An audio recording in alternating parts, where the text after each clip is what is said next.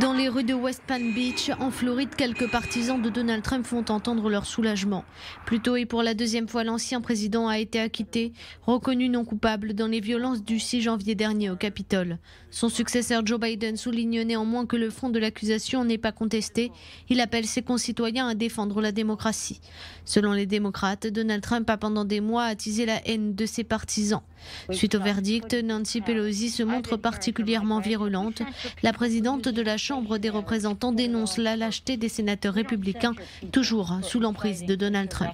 Nous avons vu dans ce Sénat aujourd'hui un groupe de républicains lâches qui n'ont apparemment pas d'autre choix parce qu'ils ont peur de défendre leur travail, de respecter l'institution dans laquelle ils servent. De son côté, Chuck Schumer, le chef de la majorité démocrate au Sénat, fustige l'attitude des députés républicains qui ont voté en faveur de l'acquittement. Donald Trump mérite d'être condamné et je crois qu'il le sera devant le tribunal de l'opinion publique. Il mérite d'être discrédité de façon permanente et je crois qu'il a été discrédité aux yeux du peuple américain et de l'histoire. Sur 100, 57 sénateurs ont voté pour la condamnation de Donald Trump. Pas assez pour le déclarer coupable et inéligible puisque 67 votes étaient nécessaires pour cela. Le socle républicain a donc tenu, mais en sort fragilisé malgré tout.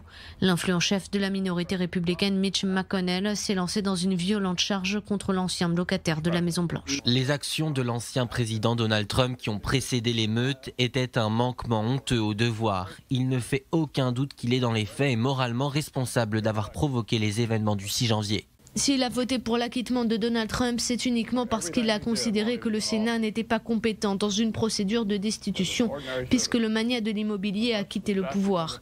Le chef des procureurs démocrates conclut. Je pense qu'aux yeux du monde et du pays, nous avons prouvé les faits de manière écrasante. Et le sénateur McConnell vient de concéder que ce n'était pas là le problème.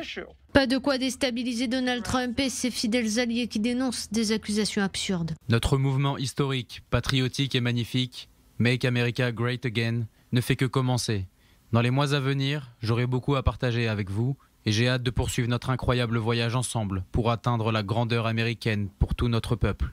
La défense de Donald Trump, une fois de plus, il sera victime d'une chasse aux sorcières. Si ce procès restera comme une tache indélébile sur son mandat, il a aussi montré que l'ancien homme d'affaires pouvait encore compter sur les républicains. Au-delà de Washington, le procès divise autant les Américains que leurs élus. 85% des électeurs démocrates soutenaient ces derniers jours la destitution du président. Moins de 10% des républicains étaient pour et la moyenne s'établissait légèrement au-dessus de 50%.